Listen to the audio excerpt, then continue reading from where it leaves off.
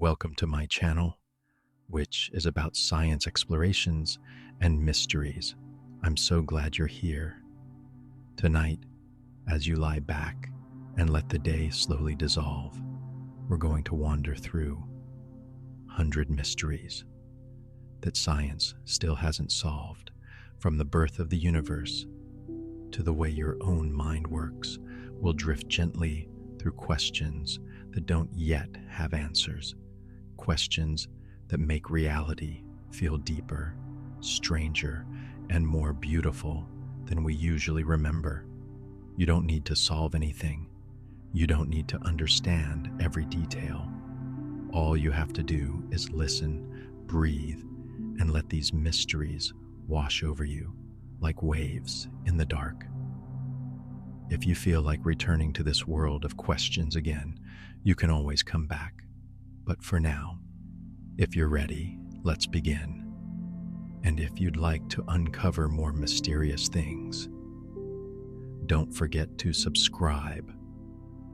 No one knows why the universe exists in the first place. We can describe how it behaves, how galaxies move, and how atoms interact. But the most basic question, why is there something rather than nothing, is still completely unsolved. Physics can trace events back to the Big Bang. Quantum theory suggests that even empty space is bubbling with virtual particles. Some imagine a multiverse where countless universes blossom with different laws, but that only pushes the question back. Why is there anything at all, rather than an endless silence? The fact that reality is here at all is the first and deepest mystery, a question so enormous that every other question rests on top of it. We also don't know what actually triggered the Big Bang. We can roll the clock back almost 14 billion years, see the universe as a hot, dense fireball, and watch it expand and cool. We can even guess that something like inflation, a burst of unbelievably rapid expansion, happened in the first fraction of a second. But what sparked it? What made nothing explode into everything? Was it a quantum fluctuation, a tremor in the fabric of reality? Was it one bounce in an endless cycle of collapsing and reborn universes? Or did time itself begin there, making the question, what came before, meaningless? The first moment stays hidden behind a curtain we can't yet pull back. Time, for us, only flows one way, and no one can explain why. You remember yesterday, not tomorrow. A dropped glass shatters, but never leaps back together. Heat leaves your coffee and slips into the room, but never crowds back into the cup. This one-way direction is called the arrow of time. And yet, the fundamental laws of physics, written down in equations, don't demand an arrow at all. They work perfectly well, forwards or backwards. Many scientists connect time's arrow to entropy, the tendency for disorder to increase. But then we hit a new puzzle. Why did the universe begin in such a strangely ordered low entropy state? Time's flow is the stage on which your whole life takes place, and we still don't know why it runs forward and never in reverse. Most of the stuff in the universe is invisible, and we don't know what it is. When astronomers watch galaxies spin, they see something impossible. Stars at the edges are moving too fast, as if held by an unseen hand. Gravity from visible matter isn't enough to keep them bound, yet there they are, circling steadily. The simplest explanation is that there's extra mass we cannot see. Dark matter. It doesn't glow, doesn't reflect, doesn't block light. We only know it's there because of its gravity. It shapes galaxies, bends the paths of distant starlight, and helps weave the cosmic web itself. But is it made of unknown particles, primordial black holes? Something stranger we haven't imagined yet? After decades of searching, every detector is still waiting for a clear ping. For now, dark matter is a ghost that holds the universe together. And then there's an even more mysterious ingredient: dark energy. In the late 1990s, astronomers expected that the universe's expansion was slowing down, tugged by gravity. Instead, they found the opposite. Space is expanding faster and faster, as if pushed apart by something hidden in the very fabric of the void. This dark energy seems to make up about 70% of everything that exists, yet we have no idea what it really is. Maybe it's a constant energy of empty space. Maybe it hints at new physics or a cosmic field that changes over time. Whatever it is, it's steering the fate of the universe. Will everything fade into cold emptiness? Will space tear itself apart? The answer is tied to a force we can measure but not understand. The laws of physics seem suspiciously fine-tuned for life. If gravity were a bit stronger, stars might collapse too quickly. If it were weaker, galaxies might never form. Slight changes in the strength of the electromagnetic or nuclear forces could prevent atoms from forming or stars from burning steadily. It looks as though the universe sits on a knife's edge. Tiny tweaks to the fundamental constants, and life becomes impossible. Is this an incredible coincidence? Is there a multiverse of many universes, and we just happen to live in the rare one that works? Or is there some deep principle that forces the numbers to be just so? No one knows, but every breath you take depends on a cosmic balance we cannot yet explain. We don't even know how big the universe truly is. The part we can see, the observable universe, is enormous, about 90 billion light years across, but light has only had so much time to travel. Beyond that glowing shell of visibility, reality continues. It might stretch on forever. It might curve back on itself like the surface of a sphere. It might be patchy and strange in ways we can't observe. We search for clues in the faint afterglow of the Big Bang, in patterns in the cosmic microwave background.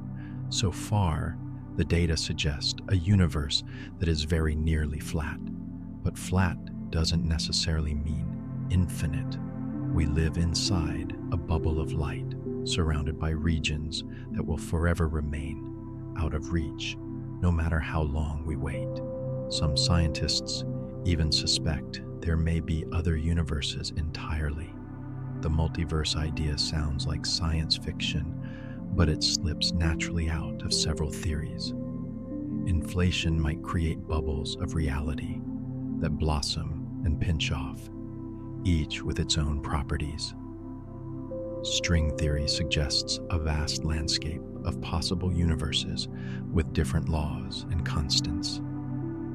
In this picture, our universe is just one island in an unimaginably large archipelago of realities.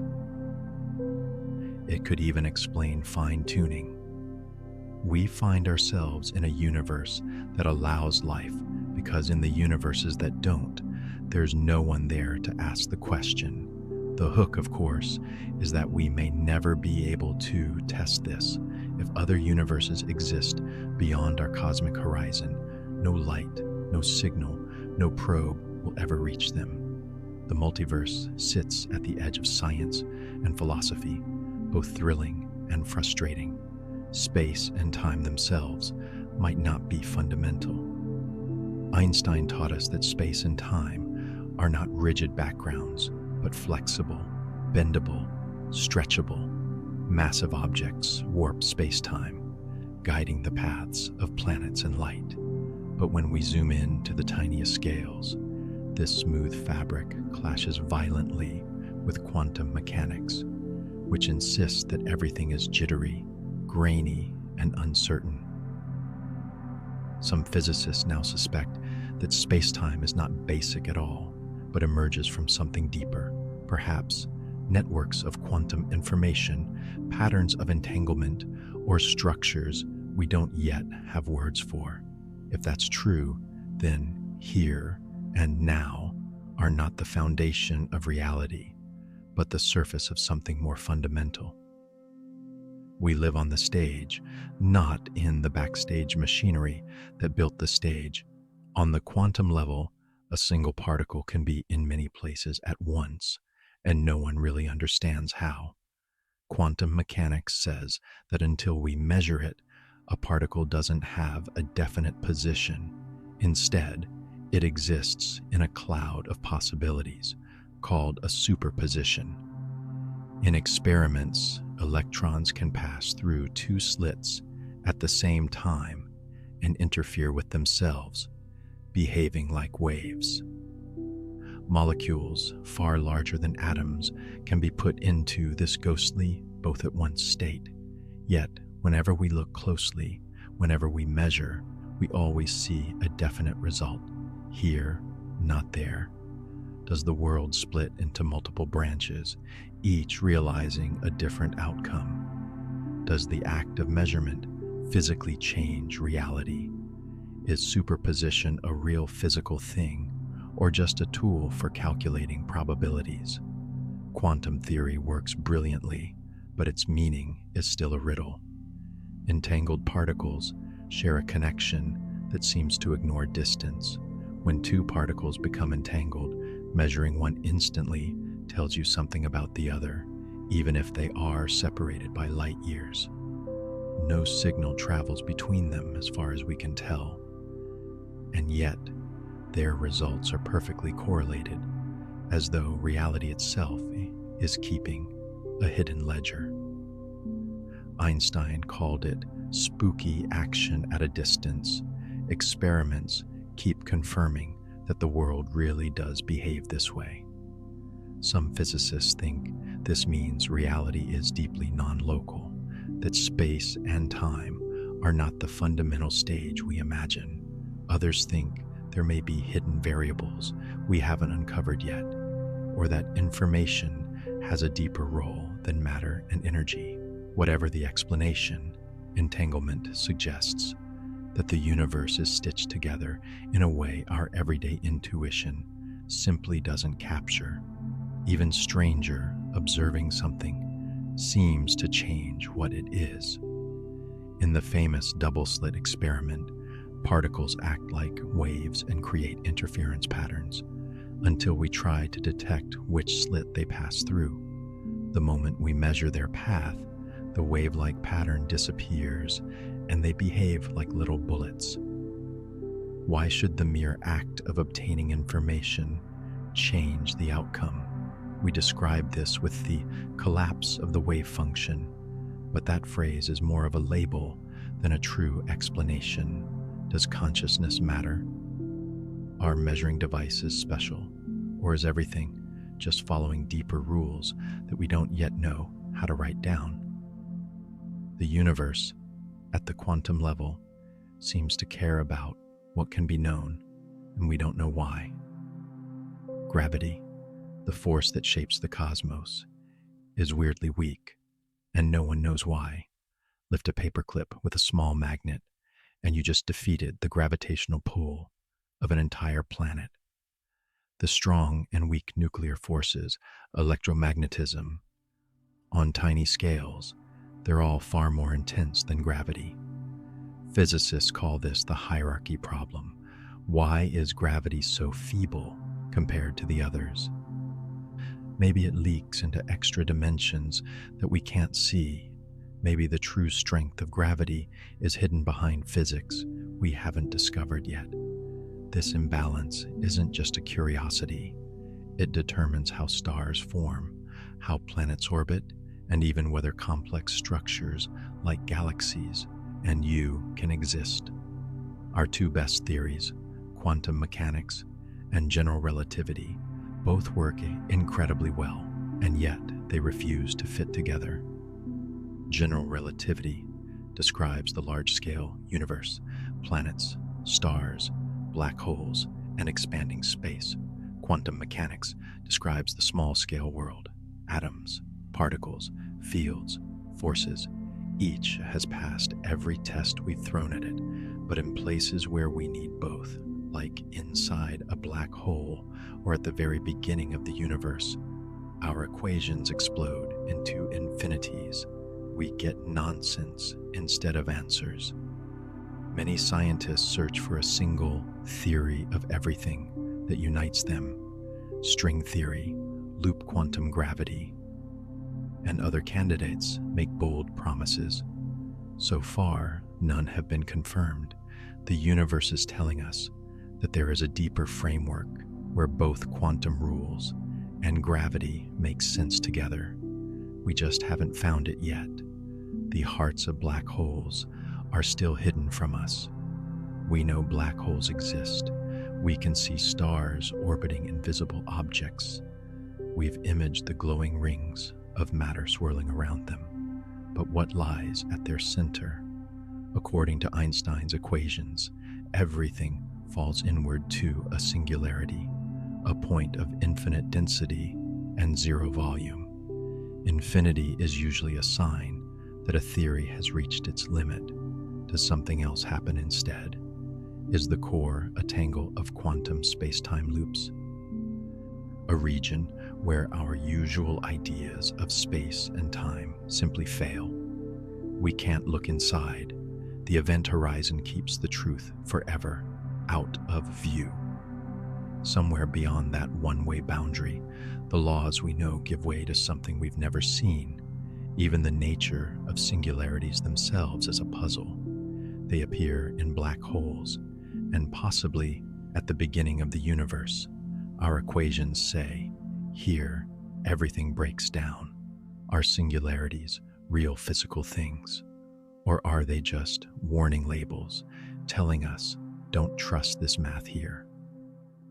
Many physicists suspect that a future theory of quantum gravity will smooth out these infinities, turning impossible points into something finite and comprehensible. But until that theory is found, singularities sit like holes in our map of reality, places where our understanding drops to zero. We're not even sure what happens to information when it falls into a black hole. Throw a book into a fire, and, in principle, the information it contained is scrambled but not lost. In theory, it's still encoded in the smoke and heat. Physics depends on the idea that information is conserved, but tossing something into a black hole is different. If the black hole eventually evaporates through Hawking radiation, where did the information go? Did it vanish, breaking the rules of quantum mechanics? Is it somehow encoded in the radiation in a way we don't understand? Does it survive on the event horizon like a hologram? This black hole information paradox has been argued over for decades, and although there are promising ideas, no consensus has emerged. It's not just about black holes. It's about whether reality can truly forget. Hawking radiation itself is still a prediction we've never directly seen. Quantum theory says black holes shouldn't be perfectly black.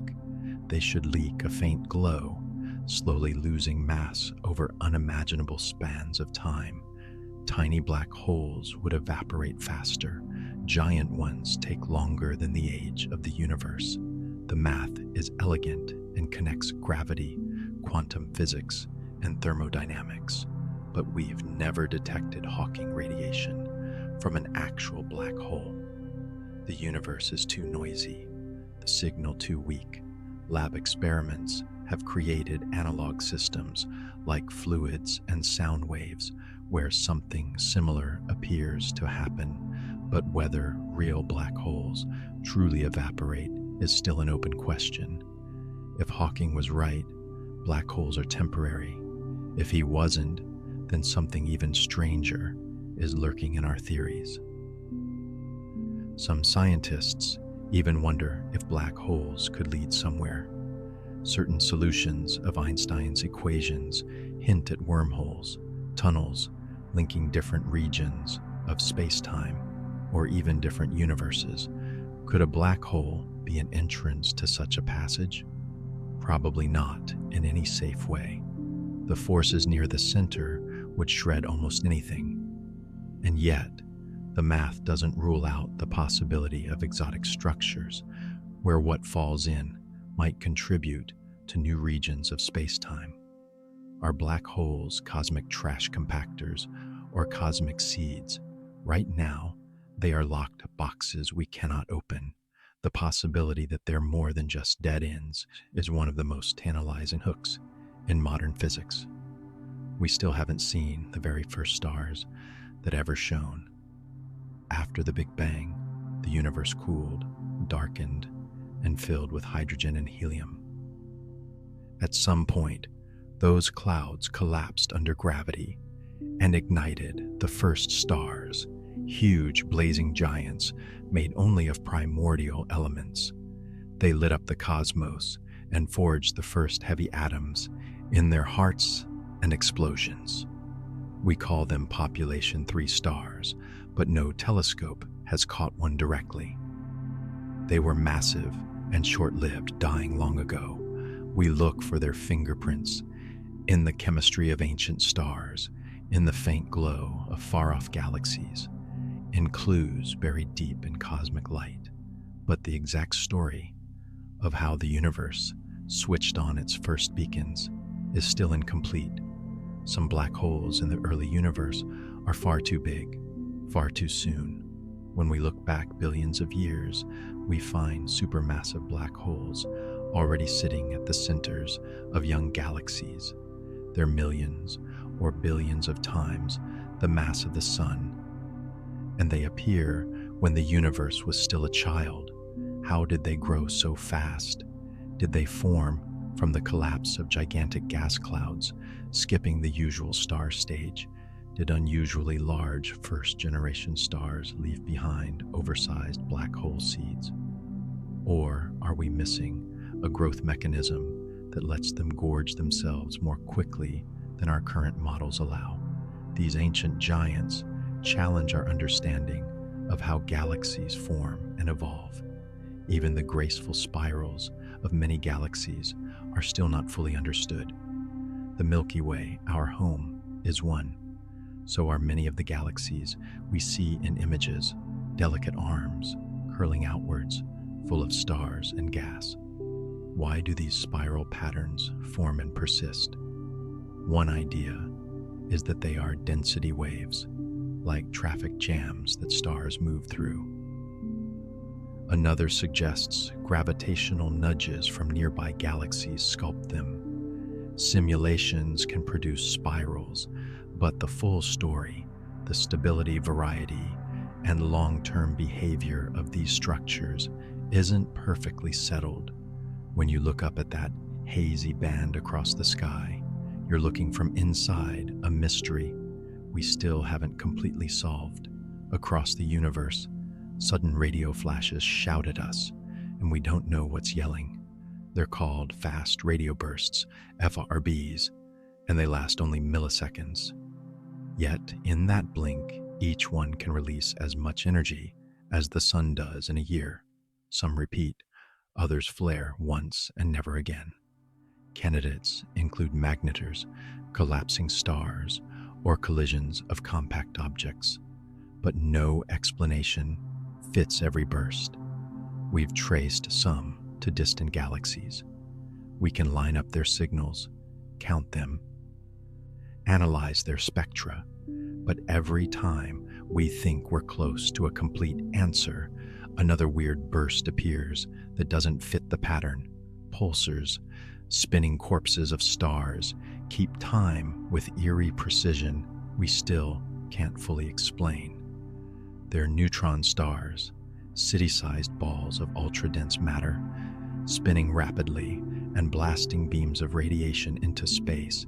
As they rotate, those beams sweep past us like cosmic lighthouses, ticking with incredible regularity. Some pulsars are more stable than our best atomic clocks, and yet they occasionally glitch, changing speed abruptly in ways we don't fully understand, perhaps due to exotic superfluid interiors. These objects are laboratories of physics far beyond what we can recreate on Earth, and they continue to surprise us. Magnetars go one step further, exploding with unimaginable magnetic tantrums. Magnetars are neutron stars with absurdly strong magnetic fields, up to 1,000 times stronger than ordinary neutron stars and trillions of times stronger than Earth's. Sometimes those fields twist and snap, releasing flares of X-rays and gamma rays powerful enough to disturb Earth's upper atmosphere from across the galaxy. Are these eruptions driven by starquakes in a crystalline crust, sudden rearrangements of magnetic fields? Something we haven't yet imagined. Their violence hints at physics that we only barely understand. High-energy cosmic rays crash into our atmosphere with energies we can't easily explain. Most cosmic rays come from known sources: the sun, supernovae, and energetic events in the galaxy. But some arrive with energy so extreme that we aren't sure what could have launched them. They carry the punch of a fast baseball packed into a single subatomic particle. They curve through galactic magnetic fields, hiding their true origin. Are they coming from supermassive black holes, the decay of exotic particles, regions of space where physics behaves differently? We build giant detectors across deserts and ice fields to catch their cascades, chasing hints of something powerful and mysterious beyond our view. Even the emptiest parts of the universe, cosmic voids, raise questions. Galaxies aren't scattered evenly. They form threads and clusters, leaving vast regions almost empty, cosmic voids that can span hundreds of millions of light years. Simulations show that gravity naturally pulls matter into filaments, leaving emptiness between. But some of the largest voids seem bigger and stranger than expected. Do they hint at new physics in the way structures form, or are they just rare but possible outcomes of cosmic chance? These enormous holes in the universe test our understanding of how matter clumps and how space expands. We don't know how the universe will end. Will it expand forever? Stars slowly burning out, galaxies drifting apart into the cold black silence of heat death. Will gravity one day reverse the expansion, pulling everything back together into a big crunch? Could dark energy grow stronger and stronger, tearing galaxies, then stars, then atoms apart in a big rip? The answer depends on the true nature of dark energy and the exact balance of matter and energy in the cosmos. We have clues, but not certainty. The universe has a beginning we partially understand. Its ending is still a question mark. Something started cosmic inflation, and we don't yet know what. To explain why the universe looks so smooth on large scales and why its temperature is so uniform, inflation proposes that in a tiny sliver of a second, space expanded faster than the speed of light. The idea fits the data remarkably well, but what field drove that expansion? How did it start? Why did it stop? The inflaton is a hypothetical field that has never been directly detected. Inflation might be exactly right, or only an approximation of something even stranger that preceded the Big Bang as we describe it. Now we turn toward a different mystery: life. We don't know how life first began on Earth. We know that by about 3-5 billion years ago, microbes already existed. But how did lifeless chemistry transform into the first cell? Did life start in deep-sea hydrothermal vents, where hot water and minerals create rich chemical gradients? Did it arise in warm, shallow pools on land, where evaporation and refilling could concentrate molecules and drive reactions? Did key ingredients arrive from space on comets and meteorites? We've made amino acids and other building blocks in the lab, recreating early Earth conditions, but assembling a self-sustaining, evolving system from scratch is a leap we still haven't bridged. We're not sure whether life began in the ocean, on land, or in some combination. The deep ocean offers stability and energy, but also dilution. Land pools offer concentration and cycles of wet and dry, but also instability. Both environments could have hosted the first spark. The evidence has been eroded, melted, and transformed by billions of years of geology. We are left with hints in ancient rocks, subtle chemical traces, and bold, competing models. We don't know exactly how the first true cells formed. Modern cells are astonishingly complex: membranes, molecular machines, DNA, RNA, proteins. One idea is that simple fatty molecules formed bubbles, naturally creating compartments. Inside these little vesicles, chemistry could proceed, protected from the outside world. Gradually, some compartments might have evolved ways to copy information and harvest energy, crossing the line into real life. We can see primitive versions of this in the lab, lipid bubbles that form spontaneously and enclose molecules. But the step-by-step path from that to the first living cell is still missing. DNA's double helix seems like the perfect storage device for life's information, but we don't know why nature chose it. In principle, there could be many ways to store information chemically. Early life may have used RNA as both a catalyst and a memory keeper. At some point, DNA took over as the main archive. It's stable, efficient, and elegant.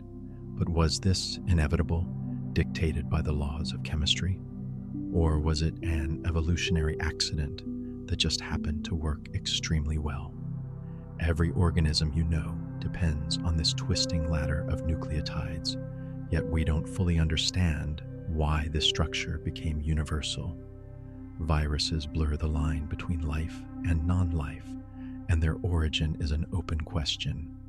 They can't reproduce on their own. They hijack living cells, turning them into virus factories. Some scientists think viruses are leftovers from an ancient RNA world, fragments that survived by parasitizing cells. Others believe they started as bits of genetic material that escaped from cells and became independent. Still others think they evolved from once free-living organisms that shed unnecessary parts until all that remained was a husk, carrying just enough instructions to invade. However they began, viruses are ancient and powerful, and they've shaped evolution in ways we're only beginning to understand.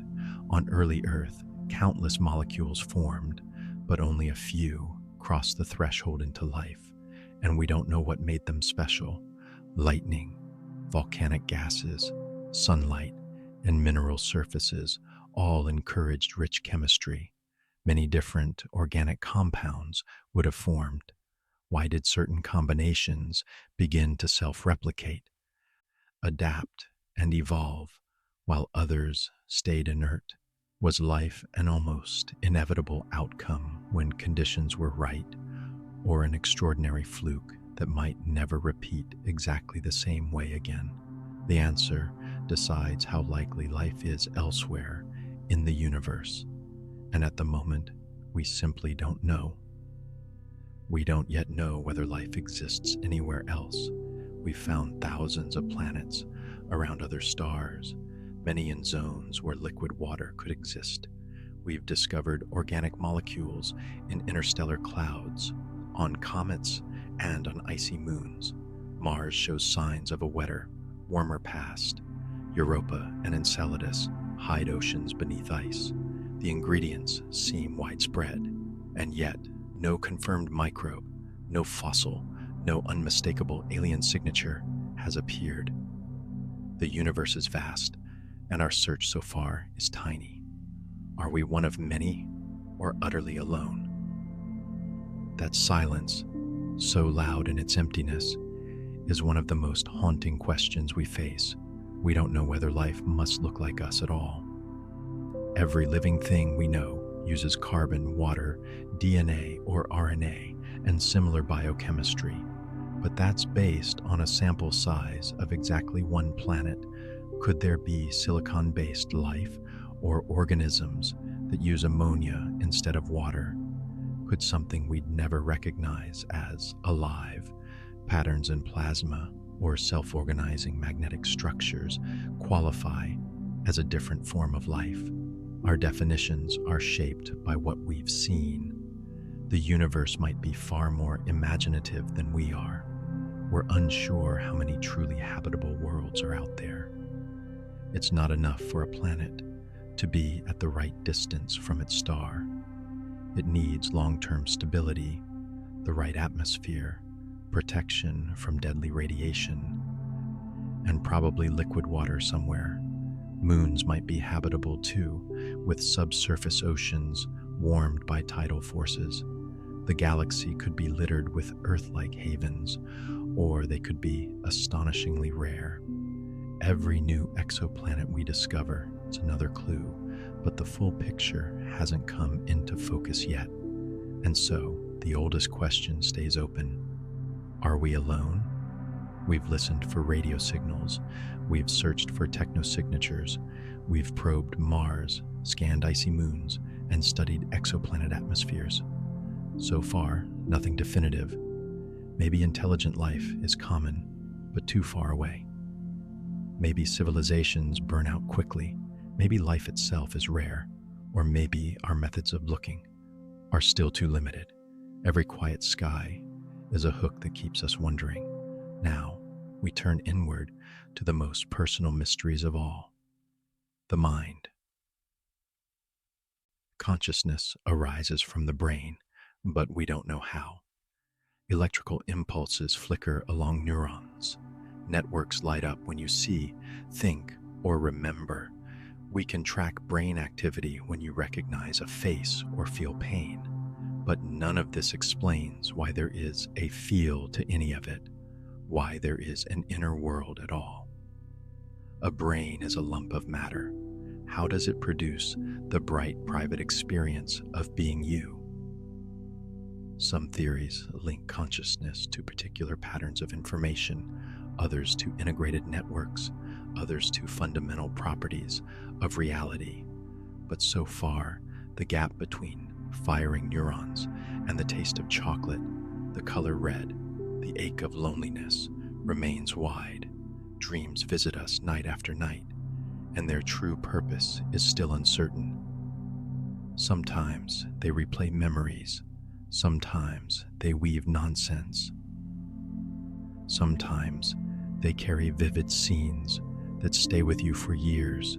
Do dreams help the brain process emotions, rehearse dangerous situations, or solidify new learning? Are they just side effects of the sleeping brain trying to make sense of its own activity? Different lines of evidence point in different directions. What we know is that dreams can terrify us, comfort us, inspire us, or confuse us, and they vanish too quickly to pin down. Our perception of time stretches and compresses in ways we don't fully understand. A moment of danger can feel slow and thick, as if each fraction of a second expands. A vacation can feel long while you live it, but short in memory, or the opposite. Childhood seems to drift, adulthood races. Maybe our brains judge time by how much information they process. More novelty equals longer subjective time. Maybe emotional intensity changes our internal clock. We can measure brain regions that track time, but the full story of why some hours crawl and others flash past is still incomplete. We don't really know how memories are stored and recalled. We know they're not like video files. Memories are patterns spread across networks of neurons, reconstructed each time you remember them. The hippocampus is crucial for forming and indexing memories, but long-term storage seems distributed. Why do some memories stick for a lifetime while others fade in days? Why can a smell suddenly throw you back decades with shocking clarity? Why do memories sometimes change when we recall them, becoming less accurate while feeling more real? The biology gives hints, but the complete algorithm remains unknown. Our emotions run deep, but their exact origins are debated. Our basic emotions, like fear, joy, anger, and disgust, hardwired, universal patterns built into our brain architecture, or are they constructed by the brain from more general building blocks, bodily sensations, predictions, and cultural meanings? We can point to regions like the amygdala, insula, prefrontal cortex, and chemicals like dopamine and serotonin, but the full map of how raw chemistry transforms into the feeling of heartbreak, of awe, of envy, or of peace is still blurry. Creativity appears suddenly, and no one knows exactly where ideas come from. A problem sits in your mind for days, nothing happens. Then, in the shower or on a walk, the solution appears as if from nowhere. Artists, writers, composers, and scientists often describe their best ideas as arriving unbidden. We see brain networks that seem to correspond to idea generation and idea editing, and we know that rest states and daydreaming matter. Still, there is something about that sudden jump, that leap from chaos to a precise new thought, that defies easy explanation. Deja vu makes the present feel like a memory. You walk into a room you've never seen, yet it feels eerily familiar. You remember what you're about to experience, even though you logically know you can't. Perhaps the brain's memory system misfires, flagging a new moment as familiar by mistake. Perhaps one part of the brain processes the scene slightly before another, creating the illusion of repetition. The experience is intense, vivid, and brief, and its mechanism remains elusive. Placebos can heal in measurable ways, and their power is still mysterious. A person takes a sugar pill, believing it will relieve pain, and the pain lessens. Brain scans show changes that mirror those produced by real drugs. Placebos can affect symptoms of depression, Parkinson's disease, and more. Expectation clearly matters, but how belief turns into biochemical change isn't fully understood. Even more strangely, in some cases, placebos can work even when people know they're taking a placebo. Something in the ritual of care, the meaning of treatment, unlocks hidden healing pathways that science is still learning to map. We don't truly know why we need sleep, only that we fall apart without it. Sleep helps with memory, learning, emotional regulation, immune function, and brain cleanup, but none of those alone feels like the entire reason. Different animals sleep in wildly different ways. Some dolphins let one half of their brain sleep at a time. Some birds nap while flying. Some animals barely sleep at all. Others seem to need enormous amounts. Whatever sleep does, it is so critical that evolution never found a way around it. Aging happens to almost every living thing, yet the fundamental why is still unclear. Cells accumulate damage, telomeres shorten, repair mechanisms falter. But why would evolution leave such vulnerabilities in place, especially when some species seem to escape them? Some theories say Aging is the price of focusing energy on reproduction early in life. Others frame it as a failure of maintenance systems. And then we have oddities like certain jellyfish that can revert to earlier life stages, or naked mole rats that resist many age-related diseases. Aging is deeply woven into our biology, but it isn't as fixed and universal as we once thought. The true limit of the human lifespan is unknown. We know the oldest verified human lived to 122. After about 110, survival curves drop sharply. Is there a hard biological ceiling, or is what we've seen so far just the result of history and chance? As medicine improves, we're pushing average lifespans higher, but the maximum hasn't shifted nearly as much. Could someone live to 150 or 200?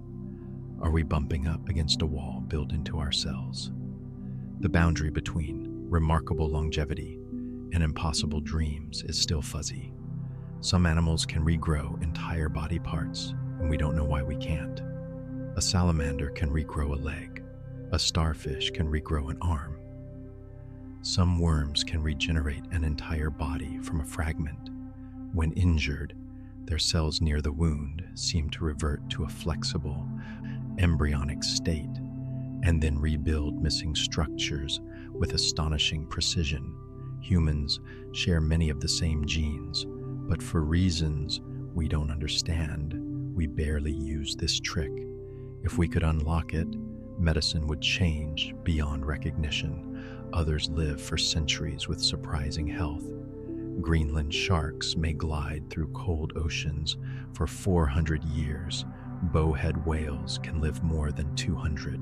Certain clams have been found alive after half a millennium. Their cells manage damage, repair DNA, and resist disease in ways that outperform our biology by a huge margin. Each species seems to follow its own strategy, and we've only begun to decipher them. Some creatures can survive freezing solid. Wood frogs let their bodies fill with ice. Their hearts stop, their blood crystallize.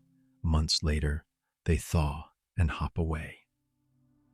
Certain insects and fish use antifreeze proteins, and tardigrades, tiny water bears, can endure extremes of cold, vacuum, and radiation. We know some of the molecules involved, but not every step of how their tissues endure what should be fatal. If we understood their tricks fully, we might be able to store organs for long periods, or even place humans in some kind of safe hibernation. Whales, despite their vast size and many cells, seem strangely resistant to cancer. This is part of Peto's paradox. Bigger animals with more cells should theoretically develop more cancers, yet whales and elephants don't follow that pattern. Elephants have extra copies of certain tumor suppressor genes. Whales may have enhanced DNA repair mechanisms or other hidden defenses. If we could learn all of their secrets, our approach to cancer could transform. Then there are the mysteries of movement and navigation. Birds can sense Earth's magnetic field, but we don't know exactly how. Tiny songbirds migrate across continents. Arctic terns circle the globe. Even on cloudy days, with no sun or stars visible, they stay on course. Some evidence points to magnetite particles in their bodies. Other clues suggest specialized proteins in their eyes allow them to see magnetic fields as faint visual patterns. The complete mechanism, how the brain translates these signals into a mental map, is still unclear. Birds live in a world where direction is woven into the air itself. We're still trying to read the compass they carry inside. Monarch butterflies migrate with precision across generations.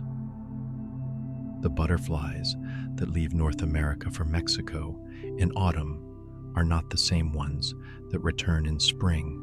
Several generations pass along the route, Yet each year, the descendants arrive in the same mountain forests, the same clusters of trees. They use the sun, internal clocks, and perhaps magnetic cues, but how the details of this journey are encoded and passed along remains a mystery. Salmon, sea turtles, whales, and many other animals navigate with accuracy that still surprises us. Salmon return to the same rivers where they hatched. Turtles crawl onto the same beaches where they emerged from the sand years before. Whales follow routes across featureless ocean. They use stars, smells, magnetic fields, currents. Yet, the exact navigation software their brains run is beyond our current understanding. Homing pigeons find their way back from almost anywhere. They can be carried hundreds of kilometers away, released under cloudy skies, and still home in on their loft. They seem to use a mixture of sun position, smells, landmarks, and magnetism, but no single explanation accounts for their uncanny accuracy. To a pigeon, the world is layered with invisible signals. To us, their inner compass is still partly hidden. We also don't know how humans first developed language. Our closest relatives can communicate with gestures and calls, but nothing like the layered, abstract, infinite system we call language. At some point, our ancestors crossed a threshold, from simple signals to sentences that can describe imaginary futures, impossible worlds, and subtle emotions. Did language begin with hand gestures, then move to speech? Did musical, rhythmic vocalizations slowly become more structured? The spoken words themselves left no fossils. Only indirect clues remain in our genes, skulls, and tools. Language lets us share our inner worlds, but its own origin is shrouded in prehistory.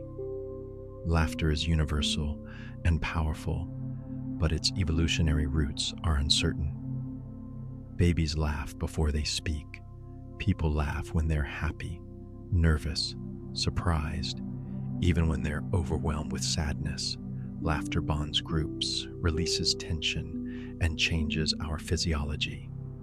It may have evolved as a signal that danger has passed, or as a social glue in playful interactions.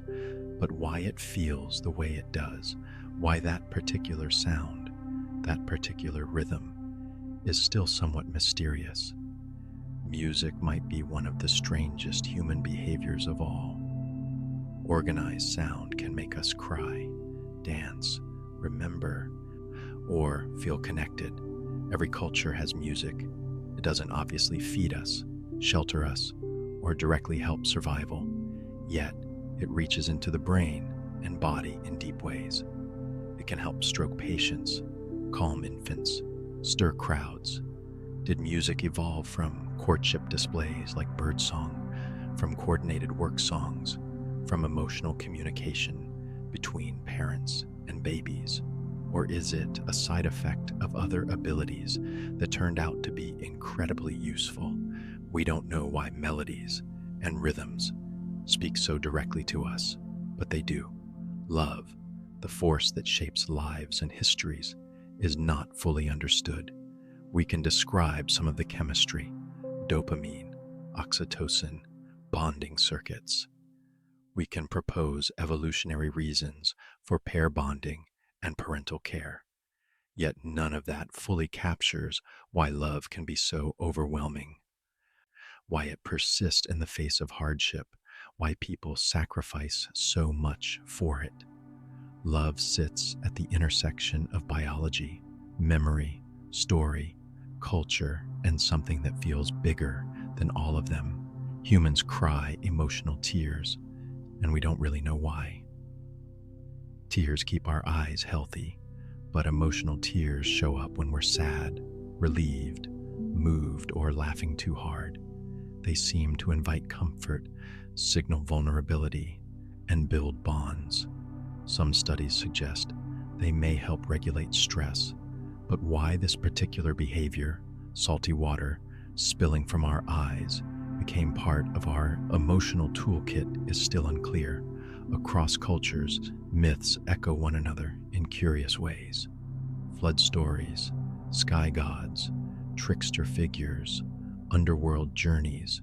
Similar themes appear in places that never shared direct contact.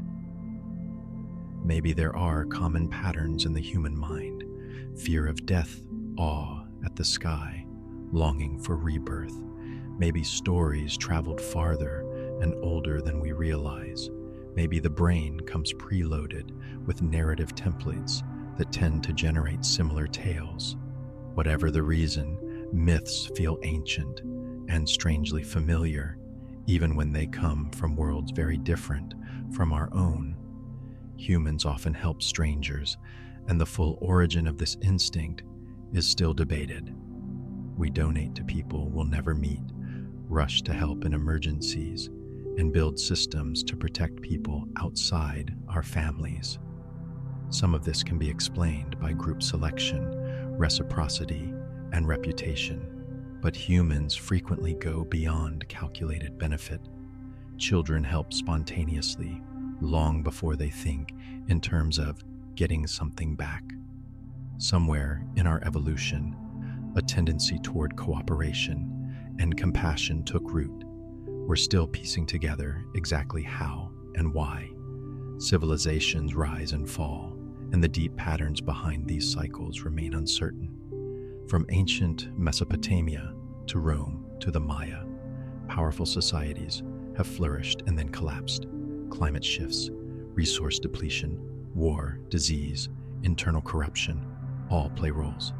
Some researchers see repeating patterns: growth, complexity, strain, and collapse. Others emphasize unique local stories. We know collapse can be fast and surprising. The exact tipping points are hard to predict. Human societies are as complex as ecosystems, and we're only beginning to understand the forces that shape their lifespans. Human curiosity itself is a mystery. Why do we care about galaxies we'll never visit, particles we'll never touch, histories we'll never live? Survival doesn't require pondering quantum fields or distant exoplanets, and yet, here we are. Curiosity leads us to explore, invent, and imagine. Children ask endless questions long before any of the answers matter for daily life. Maybe curiosity began as a simple survival advantage and then grew far beyond its original purpose. Maybe it's a defining feature of minds like ours, an urge to push beyond the known, even when there's no immediate reward. Storytelling is universal, and we don't know exactly why we need it. Every culture tells stories around fires, on screens, in books, in whispered conversations. We crave narratives with beginnings, middles, and endings. They teach, comfort, warn, entertain, and knit communities together. They let us rehearse danger safely and share emotional experiences with people we've never met. But why are we so hungry for them? Why do imaginary worlds move us so deeply? No other species spins tales as we do. Story may be one of the deepest expressions of what it means to be human, and one of our oldest, most persistent mysteries. Even the sky above our heads holds unsolved puzzles. Ball lightning, glowing orbs of light sometimes appear during storms, and we still don't know exactly what they are. Reports go back centuries, floating spheres drifting through fields, hovering in rooms, sometimes passing through windows and vanishing with a pop. For years, many scientists doubted they existed. Now we have credible observations and a few recordings, but the mechanism remains unclear. Plasma, burning vaporized material, exotic electromagnetic structures. Whatever it is, it's rare, unpredictable, and stubbornly difficult to study. Earthquake lights occasionally flicker in the sky, and their cause remains uncertain. Flashes, glows, and strange luminous phenomena have been reported before, during, or after earthquakes. Some theories point to stressed rocks releasing electrical charges, others suggest atmospheric effects. Not every quake produces them, not every reported light is real, but enough remain that we know something strange is happening at the intersection of geology and the sky, and we don't yet have a complete explanation. Some volcanic eruptions are unimaginably violent, and we can't fully predict which ones will be. Most eruptions are dramatic but limited. Some, however, like historical super-eruptions, have changed climate and reshaped life on Earth. Pressure builds underground as magma and gas accumulate, but exactly when and why the balance tips from rumble to catastrophe is hard to know. We measure tremors, gases, and ground swelling, but volcanoes still surprise us. We don't know exactly why Earth has active plate tectonics when other rocky planets don't. Earth's surface is broken into drifting plates that collide, slide, and pull apart, driving earthquakes, mountain building, and volcanoes. This motion helps regulate climate over long time scales, cycling carbon and maintaining conditions where life can thrive. Mars and Venus lack such activity today. Perhaps Earth's abundance of water lubricates the crust. Perhaps its internal heat and composition landed in a narrow range that favors plate motion. Whatever the recipe is, we haven't fully worked it out. The origin of Earth's water is still being argued over. Was most of our water delivered by icy comets and asteroids? Did it outgas from deep within the planet over billions of years? Chemical fingerprints point in different directions. It may be a mix of sources, but the exact proportions remain unknown. Every glass of water you drink carries a history that stretches back to the early solar system, and we haven't yet traced every step. The far side of the moon looks very different from the side we see, and no one is completely sure why. The near side has large, dark volcanic plains. The far side is rougher, more heavily cratered, with hardly any similar maria.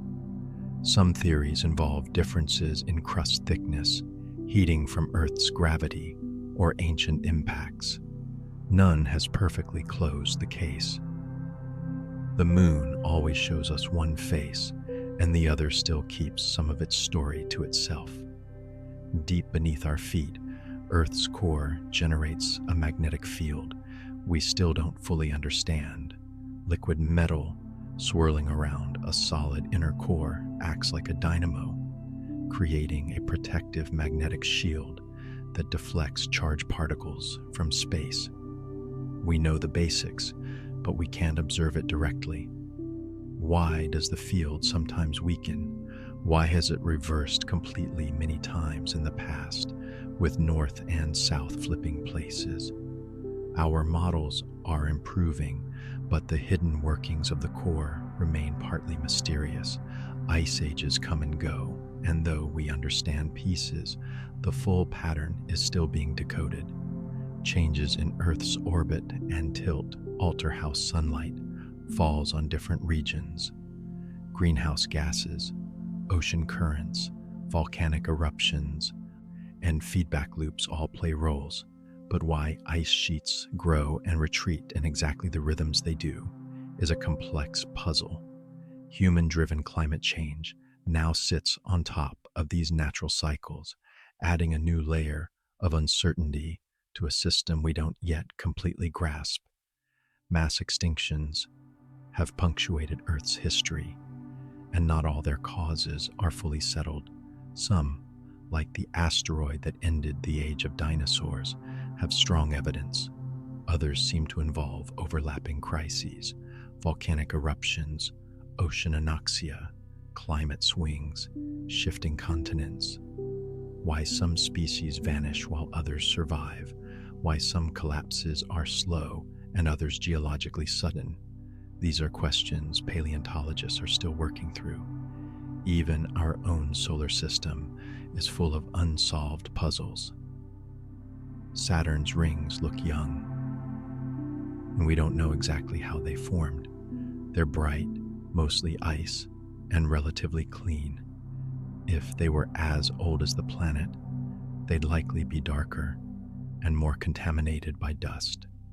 Recent measurements suggest they may be only a few 100 million years old, new by cosmic standards. Did a moon get torn apart? Did comets shatter in Saturn's grip? The exact origin and future of the rings, possibly slowly raining into the planet, are still under investigation. Uranus spins almost on its side, and the reason is still debated. Its axis is tilted by about 98 degrees. One pole can spend decades facing the sun, while the other sits in darkness. A massive collision might have knocked it over. Multiple smaller impacts could have done the same, or something in its early interactions with other giant planets could have slowly tipped it. With only one close flyby decades ago, we simply haven't seen enough to be sure.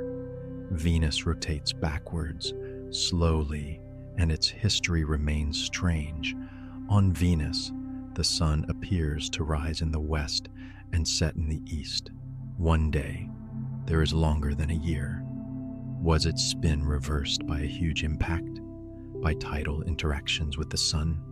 By internal dynamics coupled to its thick, swirling atmosphere? All of these ideas have strengths and weaknesses. Beneath its clouds of acid and heat, Venus still hides its story. Neptune hosts howling winds and shifting storms we don't fully understand. Far from the sun, where little solar energy arrives, Neptune still stirs with immense weather.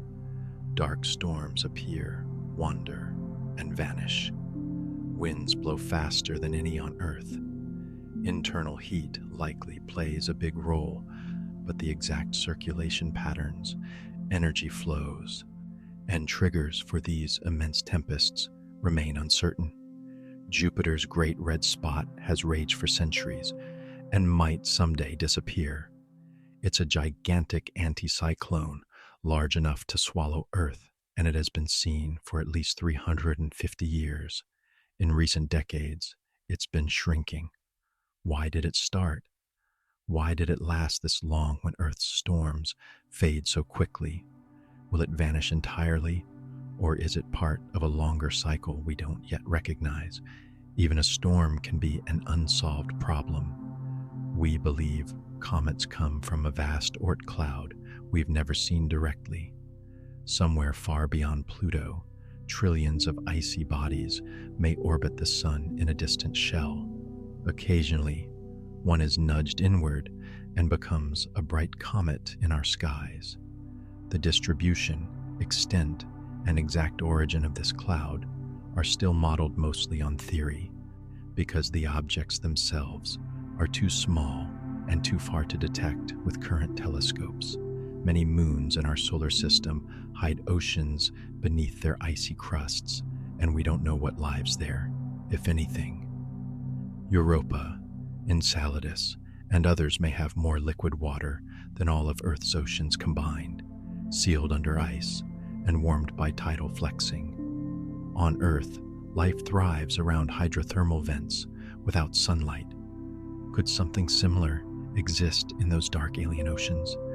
We see hints, plumes, chemistry, heat, but no direct proof of life, not yet. Enceladus, in particular, sprays its secrets into space. Geysers near its south pole send plumes of water vapor and ice into space, which spacecraft have sampled.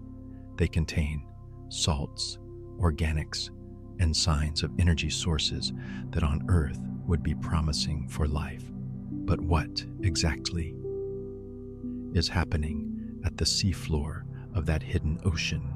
Are there hydrothermal vents, complex chemistry, anything alive? We don't know.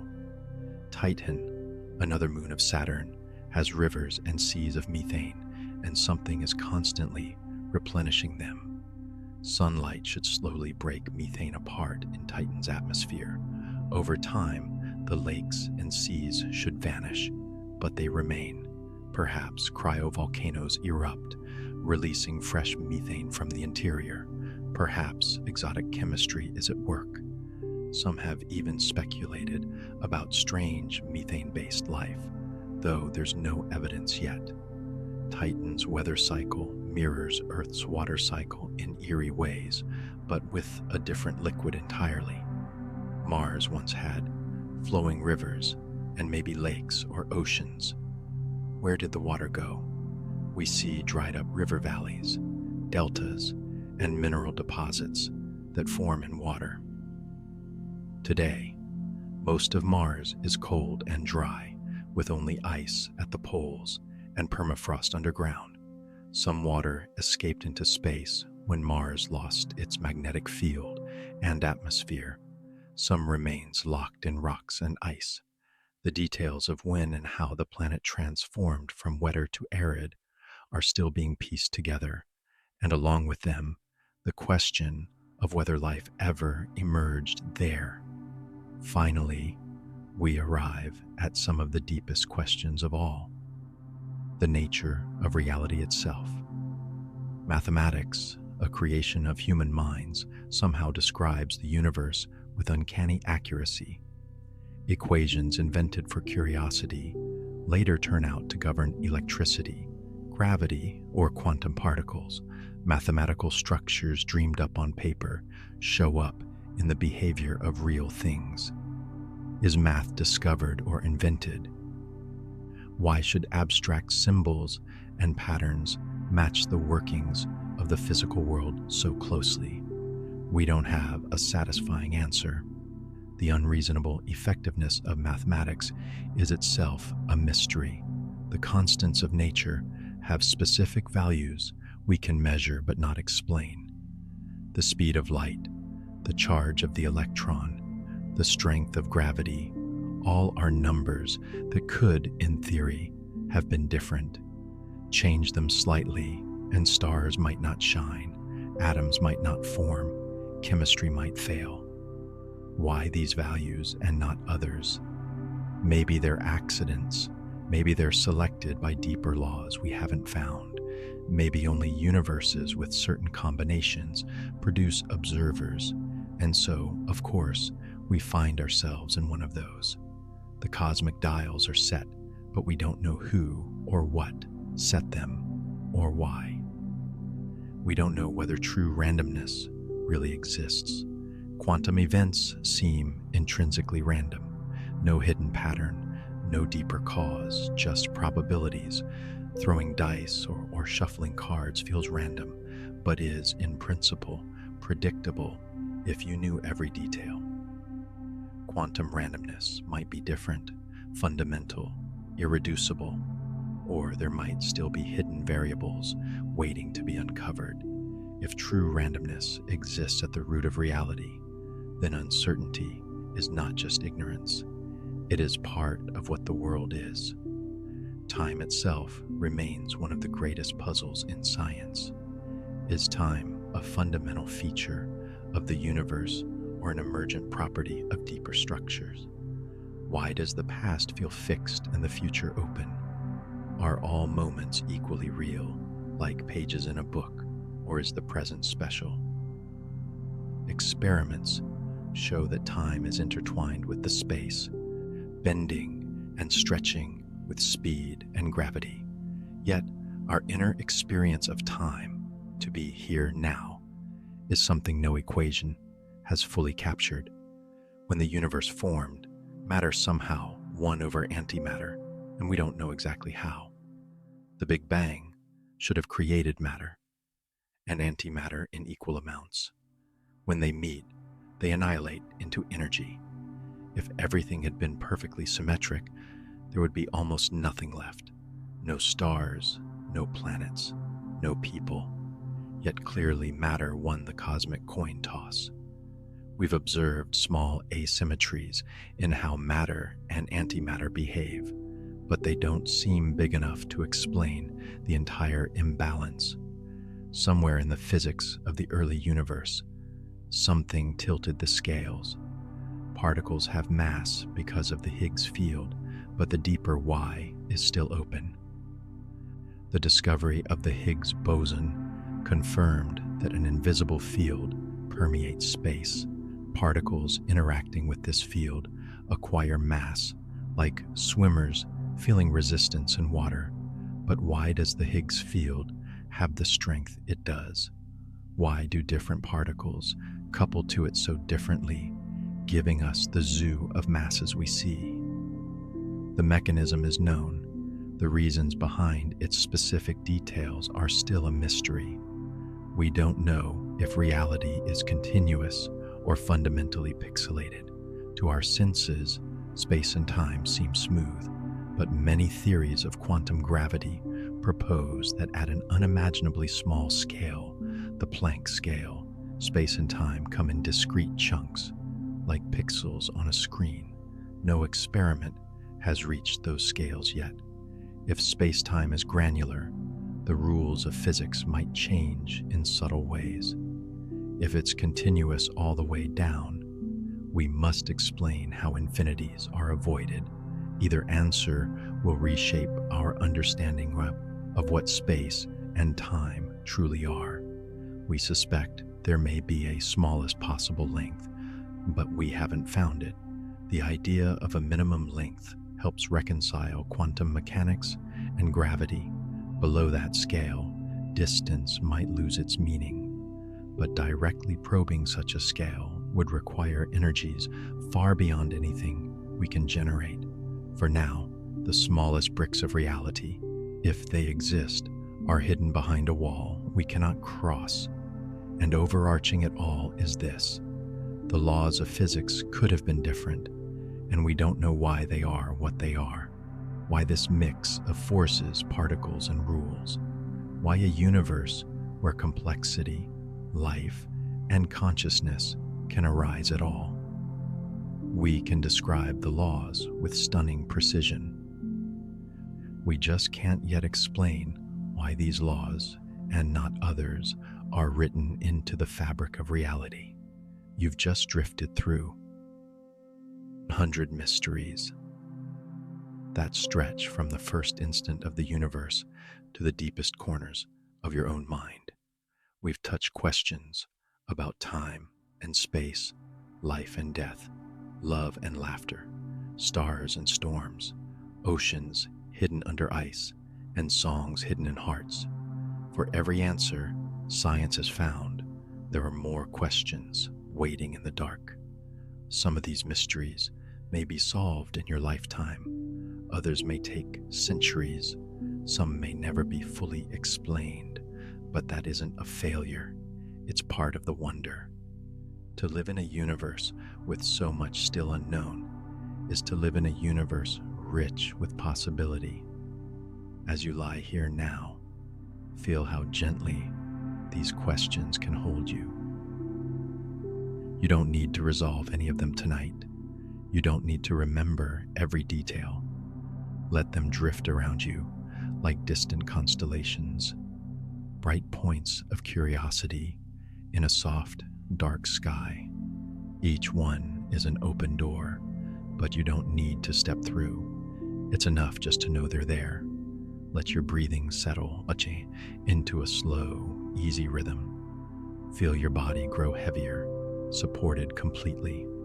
Imagine yourself floating among these mysteries, moving past galaxies of questions, seas of unsolved puzzles, islands of wonder, always safe, always at the quiet center of it all.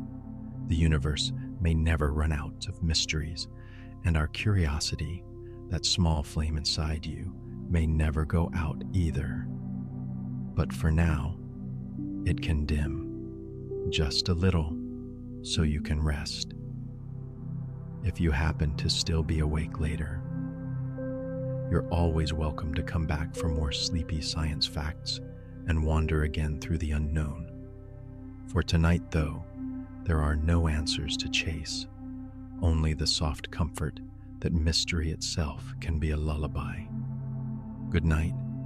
May your dreams be filled with wonder and love.